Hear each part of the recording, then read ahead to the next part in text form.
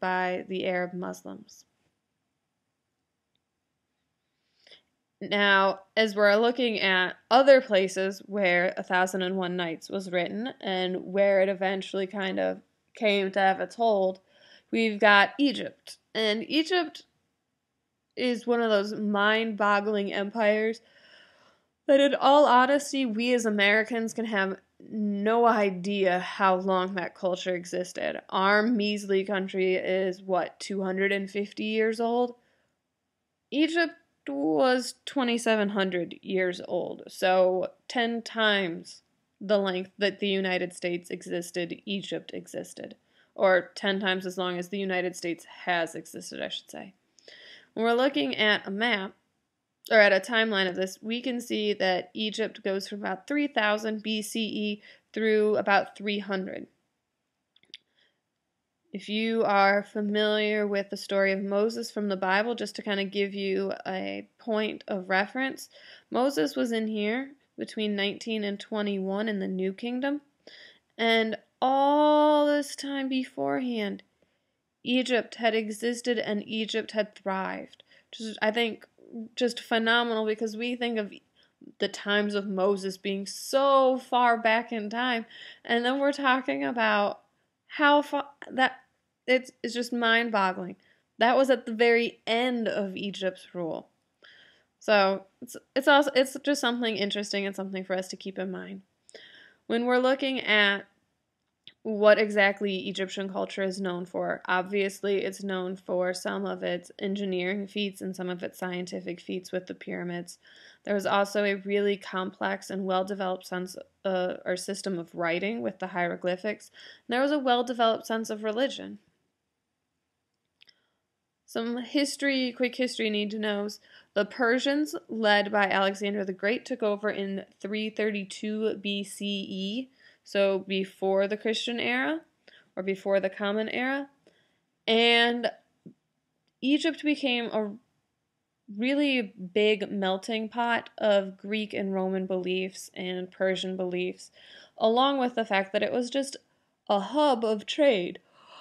And that's one of those things that I'm sure you're starting to pick up on with your world history class, is that wherever there's a hub of trade, there's usually a really rich, open-minded culture, because you have to be open-minded to be able to trade with people of different cultures.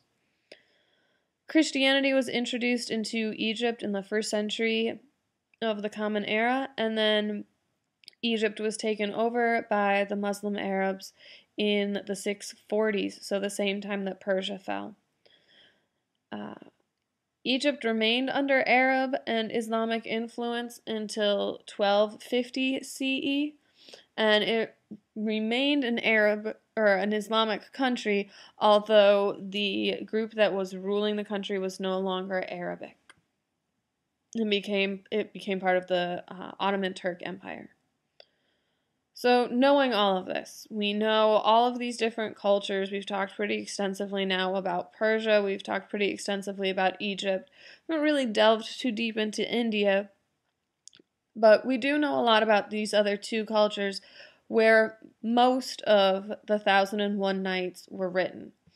And the 1001 Nights, like I said at the very beginning, it's a book that took somewhere in the realm of 500 years to write. And it's not like it was written intentionally. This is a compilation of many short stories. Some values that we need to be aware of that are traced in the story that we're going to be looking at is this idea of community and charity is really important in Islamic culture, and it shows up in the story that we're reading and in many of the stories in the 1001 Nights. When we say charity, we're not talking about charity like I give money away.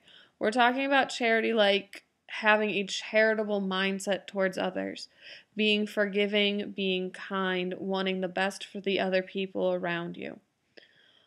Literature is used to teach morality, and it's used as a way of entertaining. Most of these stories came about or were eventually recorded because of the long-honored oral tradition. And this tradition puts a lot of emphasis on how stories are told, not just what the story is that's being told. And then the last thing is this idea that wisdom is a value. Most of us are familiar with the idea of King Solomon, the king who is known for his wisdom, for being the wisest of the rulers of prehistory. Solomon shows up in a lot of these stories. Wisdom is something that is very, very highly regarded. And we're not just talking wisdom like book smart. We're talking wisdom like knowing things, being able to be resourceful, using your words well, being able to manipulate people and be witty and a little on the wily side. And a lot of the stories in the 1001 Nights focus in on the idea that wisdom is a way of equalizing things. Wisdom can be used to overcome social hierarchies or to at least put yourself on the same level as other people within your social hierarchy. So women have a chance to outsmart men or to show how intelligent they are to be placed at the same level as men. Slaves are very frequently making themselves indispensable to their owners in these stories by how wise they are. And then we also get this idea that rich people and poor people are able to come to a common understanding of one another because of the poor person's wisdom. I don't think any of us really think it's right for someone who has less of a socioeconomic standing to be treated as less of a person, but we know that in our world sometimes that happens, especially when we have cultures that are very rigidly defined with socioeconomic class. The rich like to be rich, so they like making the poor people feel poor. And that differentiation between social classes can be overcome in these stories predominantly by wisdom.